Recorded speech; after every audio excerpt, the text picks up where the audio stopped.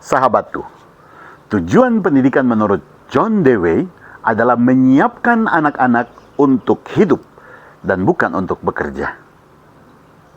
Senafas dengan pepatah Latin, non scholae sed vitae discimus. Kita belajar bukan hanya sekedar untuk mendapatkan sebuah lembar ijazah, tapi supaya adanya perubahan, peningkatan kualitas hidup manusia. Bagaimana potret pendidikan kita? Apakah sungguh-sungguh seluruh kehidupan kita secara utuh dipersiapkan? Apakah setiap sekolah sungguh-sungguh secara serius melalui sebuah proses pembelajaran menitik beratkan supaya anak bisa aktif, bisa kreatif, bisa berpikir kritis, dan bisa berinovasi? Ataukah para pendidik kehabisan tenaga, daya karena terbebani dengan tugas-tugas administratif oleh penggunaan aplikasi-aplikasi, sehingga kita jauh menghabiskan tenaga untuk sesuatu yang menentukan, itu penting, tetapi jauh lebih penting kita mengabdi kepada siswa. Bagaimana dengan kondisi geografis kita masing-masing? Dengan kesulitan dan tantangan yang ada, kita merancang sebuah kurikulum kontekstual yang menghamba kepada anak, yang membuat anak bermimpi tentang masa depannya, yang membuat anak suka ke sekolah.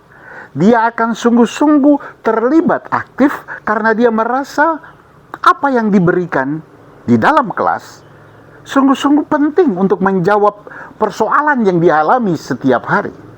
Ia dengan sukacita bisa memberhentikan aneka hal yang mengganggu hidupnya.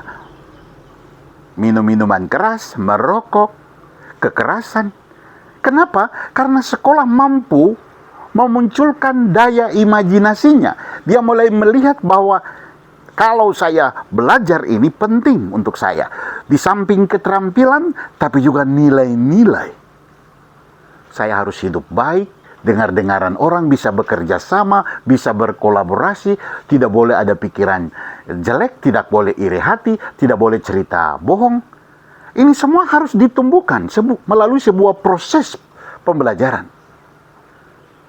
Tidak langsung jadi. Ini menjadi PR besar untuk kita semua. Apalagi dunia sekarang dengan keterbukaan yang seterbuka-terbukanya, kita lihat handphone misalnya. Kita buka handphone, kita buka aplikasi-aplikasi Facebook, Twitter, YouTube, dan lain sebagainya. Apa yang paling nampak? Tidak ada lagi rahasia. Gaya hidup di negara lain dengan gampang ditiru di tempat kita. Bukan cuma gaya hidup, cara berpakaian, cara bicara, cara menampilkan diri, cara berpikir. Sehingga nilai-nilai tradisional semua dipertanyakan. Orang tidak lagi mau hidup secara sederhana. Orang tidak lagi mau hidup dengan berpakaian sopan. HP, handphone menjadi pengganti Tuhan dalam kehidupan rumah. Semua bapak, mama, anak-anak semua menghamba kepada handphone. Di sekolah pun semua mulai. Ada sekolah yang bagus tidak boleh bawa HP. Tapi kalau sudah bisa bawa HP, apa yang harus dipakai? Bapak Ibu, pendidikan menjadi mendesak. Apalagi tampilan-tampilan medsos menyampaikan secara vulgar aneka kejahatan yang terjadi di mana-mana. Aneka tingkat korupsi. Sehingga nilai-nilai keadilan, kejujuran, kebenaran, orang yang mau hidup benar seolah-olah menjadi tidak laku dijual. Semua berlomba-lomba untuk hidup mewah, menghalalkan aneka cara. Inikah hidup? Inikah yang harus kita wariskan kepada anak cucu kita? Saatnya di tengah-tengah masa hebat ini, puasa pantang untuk menyambut hari-hari besar kita, mungkin kita mesti bersama-sama berpikir secara serius. Bagaimana pendidikan di sekolah menyiapkan anak, bukan saja dia cerdas, dia terampil, tapi karakternya, sikapnya sungguh-sungguh manusiawi. Ia tahu menegur orang, tahu menghargai. Dia selalu terus belajar sepanjang hayat. pribadinya betul-betul menjadi pribadi yang disenangi banyak orang, bisa bekerja sama, menyampaikan pikiran kritisnya secara santun. Inilah PR kita bersama. Semakin berkembang dunia, kelihatannya nilai-nilai karakter semakin tertinggal. Banyak tawaran pikiran-pikiran aneh dari dunia manapun mulai mengganggu kita. Ini tantangan.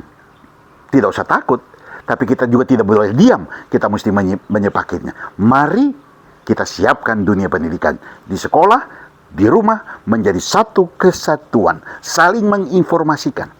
Sehingga anak-anak yang kita siapkan adalah anak-anak yang siap masuk ke dalam dunia dengan karakter yang baik. Dia tidak gampang terseret oleh arus perkembangan zaman yang lebih melemarieskan nilai-nilai kemanusiaan, keadilan, kejujuran, kebenaran. Ia akan hidup menjadi anak yang takut akan Tuhan, yang cerdas, yang terampil. Dia tidak minder, dan dia bisa mendapatkan penghasilan yang halal sesuai dengan pekerjaannya. Tuhan memberkati.